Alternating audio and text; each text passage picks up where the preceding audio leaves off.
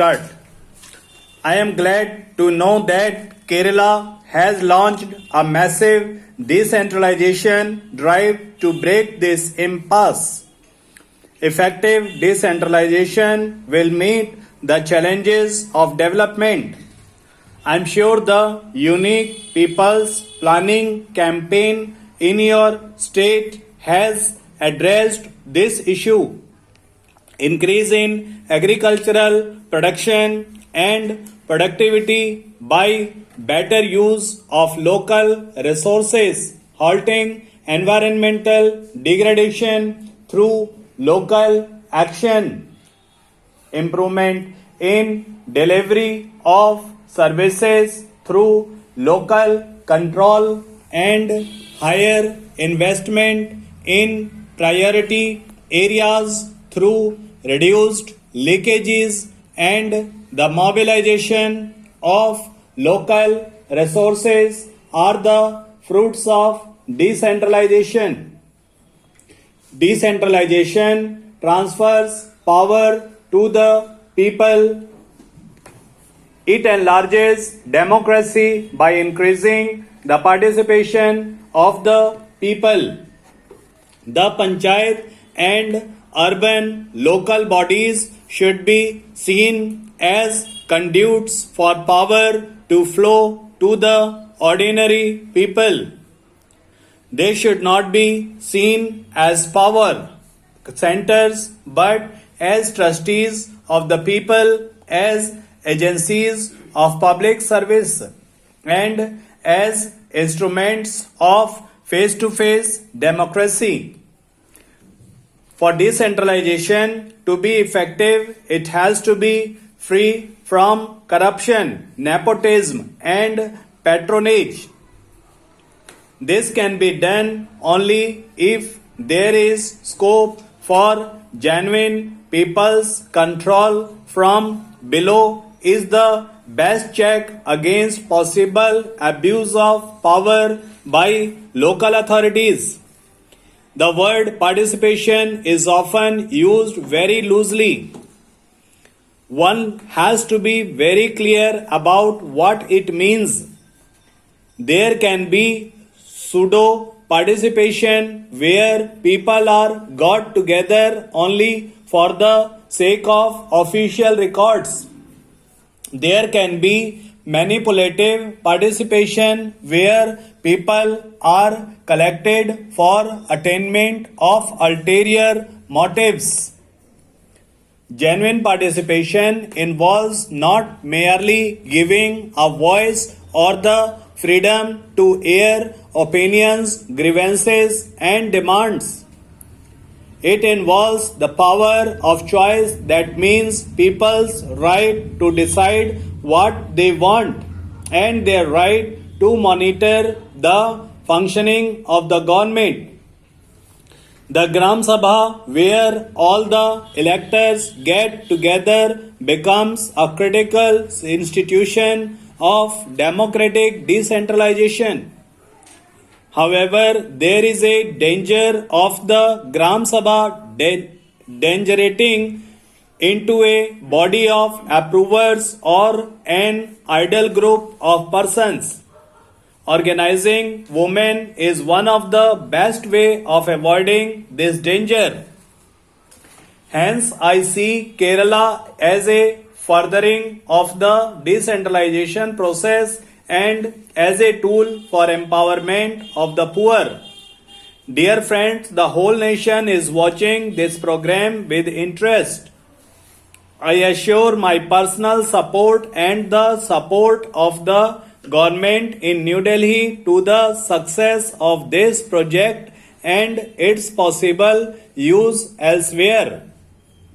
In matters relating to the nation's development, there should be no politics. I consider it a privilege to be present on this important occasion, and I am not saying this in a manner of formality. As Prime Minister of the country, I am invited to attend many functions and inaugurate many programs. Each one of them is significant in its one way, having a bearing on the social and economic development of our country. But some programs carry a greater emotional content in them and give a deeper sense of personal satisfaction. This is because any degree of success in these programs directly transforms itself into smile on a child's face, happiness in a suffering family, and a sense of accomplishment in the community. Today's program is one of them, as inaugurate the national pilot projects for early intervention to prepare the mentally challenged person to integrate with family and community. My heart is filled with a gratifying belief. It is the belief that there is a good deal where the government can indeed show that it has the ability to make a difference in the lives of the most neglected and marginalized section of our society. Independent India has seen many distortions in the development process, resulting in different kinds of inequalities in our society.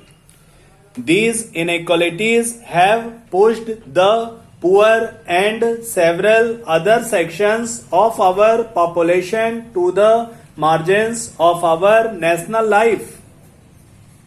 But when we look at the mentally challenged persons in our midst, and I am using the term mentally challenged deliberately as a more suitable substitute to the description mentally retarded, we find that they live on the margins of every section of society, including those that are themselves marginalized. Bearing happy exception, mentally challenged persons live a life of exclusion as much in a rich community as a poor community. With exclusion comes apathy and indifference and even callousness. This depends the distress of those suffering from developmental disabilities. Here I would like to draw attention to an important difference between the treatment of mentally challenged person receives within their family and the community. Family is still a strong institution in India, even though it is coming under many negative pressures, especially in cities and towns. Values such as love and care are still fairly deep rooted in the family structure. Hence, mentally challenged person received affection and assistance in many families. But the same cannot be said about the community. The rapid erosion of a sense of caring and empathy in our community life is the most painful feature of present day social life in India.